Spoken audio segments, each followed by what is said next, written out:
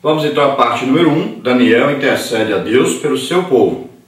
Tópico 1, o tempo da profecia de Jeremias. Tópico 2, a confissão dos pecados de um povo. Tópico 3, Daniel reconheceu a justiça de Deus. Tópico 1, o tempo da profecia de Jeremias. Daniel, agora um ancião, ainda exercia suas atividades políticas sob domínio de Dario. O profeta esquadrinhou a mensagem do livro de Jeremias e descobriu que a profecia de Jeremias determinava um tempo de 70 anos de cativeiro para os judeus. Logo, este tempo marcado pelo sofrimento chegaria ao fim. Ao compreender a mensagem, o profeta Daniel orou a Deus, pedindo-lhe o cumprimento da promessa ao seu povo e que, por fim, ele restaurasse o reino a Israel. Olha, então é muito importante saber aí que tipo de oração Daniel fez. Veja bem, quando Daniel está estudando o livro de Daniel, então ele descobre ali a profecia dizendo que 70 anos estava determinado então para que o povo de Israel estivesse no exílio. Era um castigo de Deus para eles, porque eles viveram em idolatria. Eles deixaram de cumprir a palavra de Deus, de obedecer a Deus, e também eles não cumpriram uma ordem de Deus para que de 7 em 7 anos a terra descansasse um ano. Então, além de estar em idolatria, não obedeceram essa ordem de trabalhar 6 anos e deixar a terra descansar um ano. Então, o que Deus fez? Deus os colocou em exílio. Como de 7 em 7 anos a terra tinha que descansar, então Deus deu castigo de 70 anos, ou seja, Deus multiplicou e Deus fez a conta. Quantos anos vocês estão sem dar descanso à terra no 7º ano? Então 70 anos que vocês estão fazendo isso, então vocês vão ficar 70 anos cativos. Então ficaram prisioneiros, foram levados por Nabucodonosor e alguns fugiram para outras partes também. Então ficaram 70 anos aí como exilados, fora do seu país. E agora então, Daniel, estudando a escritura, ele lê o profeta Jeremias e lá ele encontra que esse período é de 70 anos. E ele vê então que está chegando, está na época já de terminarem esses 70 anos.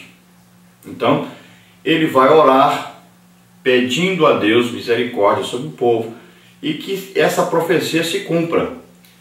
Faltava pouco tempo, talvez aí 2 ou 3 anos, para esses 70 anos se cumprirem. Mas veja bem, se Daniel tivesse só orado e pedido para o povo voltar para a terra de Israel, então isso aconteceria no governo do rei Ciro. Ciro deu essa ordem para o povo e restaurar o templo. Então veja bem, não foi ordem para restaurar os muros, a cidade, foi para restaurar o templo. Então eles foram restaurar o templo, porque é mais importante o templo do que a cidade. Qual era a importância de Jerusalém? Não era Jerusalém em si, era o templo de Deus que estava em Jerusalém. E o que era mais importante do templo? Não era o átrio, nem era o lugar santo. Era o lugar santo dos santos, onde estava a arca, que representava o que? A presença de Deus. Então o mais importante era o santo dos santos. Era a presença de Deus. Depois é que iam cuidar do lado de fora, cuidar dos muros da cidade, de reconstruir a cidade. Por quê? Aí Deus já estaria ali ajudando, a presença de Deus com eles os ajudaria então a fazer tudo que tinha que fazer. Então a ordem para reconstruir mesmo a cidade partiu de Artaxerxes. Não foi aí Ciro. Então foi dada essa ordem, né? Nós sabemos lá no livro de Neemias, a gente encontra isso lá no capítulo 2. Então essa ordem, a partir dessa ordem é que é contado então essa profecia que vem depois, porque Daniel não pediu apenas para voltarem, mas Daniel faz um pedido para que o reinado seja restaurado. Daniel faz um pedido a Deus em oração para que Israel fosse restaurado totalmente, como no tempo aí de Salomão, de Davi. Então ele queria o reinado novamente. Então, para que isso acontecesse, era preciso mais do que apenas o povo voltar. Veja bem, nós sabemos que Israel voltou, mas eles conseguiram recuperar suas terras, eles conseguiram ter o tanto de terra que Deus prometeu a eles. Nem no reinado de Davi, nem no reinado de Salomão, eles nunca conseguiram possuir toda a terra que Deus prometeu a eles. Quando é que eles vão conseguir essa terra? Somente durante o milênio, no governo do próprio Cristo. Então é isso que Daniel queria. Ele queria o governo de toda a terra prometida por Deus a Israel. Ele pediu isso em oração. Então Deus vai revelar para ele, agora 70 anos estavam se cumprindo para eles saírem do exílio, e Deus revela agora 70 semanas de anos agora, para se cumprir o segundo pedido de Daniel. Então isso aí é a chave aqui da nossa lição de hoje. São essas 70 semanas de anos, ou seja, 490 anos estava previsto então para que Israel voltasse a ter então a chance de possuir toda a terra que Deus prometeu a eles, e também se cumprir a promessa de Deus que enviaria o seu próprio filho para que esse filho governasse sobre Israel. Então é o império prometido principalmente ao rei Davi. Então, quando é que aconteceria? Só no milênio. E para isso, então passariam 490 anos, ou 70 semanas. Mas não eram 70 semanas lineares. Não eram 490 anos lineares. Por quê? Porque a promessa dizia que, então nós sabemos aí, que desses 483 anos, faltando 7, aí você conta 33 anos e meio para trás, Jesus nasceu, veio, mas eles não reconheceram como Messias. Então, no ano 483, faltando 7 anos para 490 anos, então o Messias é retirado, ou seja, ele morre na cruz. E ele ressuscita, vai embora. Então Deus para a contagem com Israel aí. Como eles não receberam Jesus, Jesus vinha, ele deveria então governá-los, mas eles não reconheceram como Messias. E ele dá a vida na cruz por todos nós, inclusive pelos judeus. Então Deus para a contagem aí dos 490 anos. E entra o quê? Entra o período da igreja, que é o período da graça de Deus. Então Deus oferece a salvação a todos. Esse período que nós estamos vivendo. Quando é que vai terminar esse período que nós estamos vivendo? Para poder aí, esses 7 anos que está faltando para 490 anos, acontecer. Então, falta acontecer o quê? O arrebatamento da igreja. Quando a igreja for arrebatada, então passou o período aí da graça, passou o período então que Deus ofereceu a nós, os gentios, né? E também aos judeus que quiserem aceitar Jesus como Senhor e Salvador. Então todos podem ser salvos nesse período. Então acabou esse período no dia do arrebatamento da igreja. Aí Deus começará a contar novamente aqueles 7 anos que estavam faltando para cumprir os 490. Só que esses 7 anos, nós estaremos nesse período, a igreja foi arrebatada, está no tribunal de Cristo e depois as bodas de Cristo, lá no céu. Agora aqui na terra será então o governo do anticristo. Ele governará durante 7 anos, 3 anos e meio será de paz e 3 anos e meio de guerra, tá? E durante esses 7 anos Deus enviará então seus juízos sobre a terra, sobre o povo que está na terra.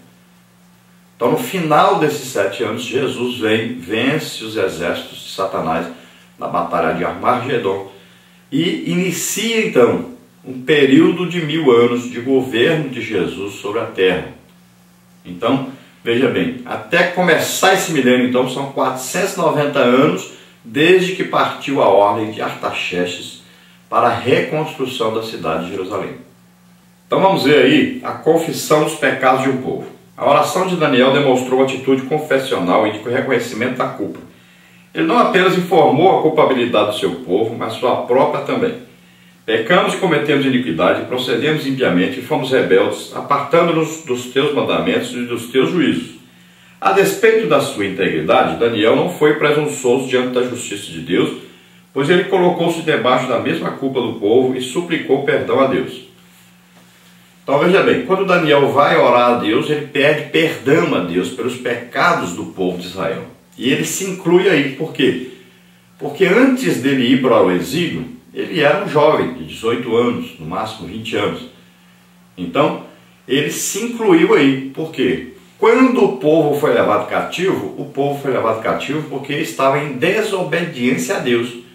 E Daniel se incluiu aí, ele também estava em desobediência a Deus. Ele vivia ali no palácio, era descendente de rei, né? Foi criado ali como descendente de rei, teve uma boa educação. Era um homem que tinha a intenção de ser fiel a Deus, mas ele vivia debaixo da autoridade real e participava de tudo que Israel participava. Então ele se inclui aí, nesse meio de todos do povo de Israel que pecaram contra Deus e mereciam o castigo de Deus. Então ele diz que merecia, ele diz que Deus é justo de fazer isso. Então, tópico 3, Daniel reconheceu a justiça de Deus. A princípio, como um ser humano imerso no sofrimento, Daniel não compreendeu a manifestação da justiça de Deus contra o seu povo, mas ao mesmo tempo ele estava convicto acerca da perfeição da justiça divina. Não podemos, entretanto, confundir o juízo de Deus com os acertos de contas humanos. A justiça divina não é justiça humana. Então Daniel analisou bem e ele pensou que mas Deus foi muito duro conosco, nos tirando da nossa terra. Mas ele foi analisar direitinho e ele começou a meditar e ver que Deus vinha avisando o povo o tempo todo de que eles deveriam se converter, deveriam deixar a idolatria, deveriam cumprir a ordem de deixar a terra descansar no 7º ano, deveria ter cumprido a ordem de não se misturar com os povos que viviam ali na terra de Canaã. A ordem foi dada a Josué para matar todos os inimigos, destruir tudo, mas ele não obedeceu, foi negligente, não conseguiu possuir a terra toda. Depois os que vieram depois, que foram reis aí, não conseguiram também. Então, o que aconteceu? Deus foi avisando, ele enviava os profetas para avisar, deixa a idolatria, cumpra as ordens, guarde o último ano, aí, o 7º ano, deixa a terra descansar, devolve a terra para os seus legítimos donos, para de escravizar os seus irmãos, parem de se casar com as mulheres de outros povos, parem de se misturar com esses povos. Foi avisando, foi ordens que Deus foi mandando, avisos que Deus foi mandando, olha que eu vou destruir, olha que eu vou tirar vocês da terra, olha que vem a maldição sobre vocês, que está escrito em Deuteronômio 28, está escrito na lei que se vocês não obedecerem, vai vir a maldição sobre vocês. E Deus foi avisando. Então Daniel reconhece que Deus fez de tudo, avisou várias vezes, mas eles não obedeceram. Então Deus praticou a sua justiça, Deus enviou então o seu castigo, o seu juízo sobre eles. E esse castigo dizia o quê? Que eles iam passar 70 anos fora de Israel, fora do território que Deus deu para eles. Parte 2. Deus revela o futuro do seu povo.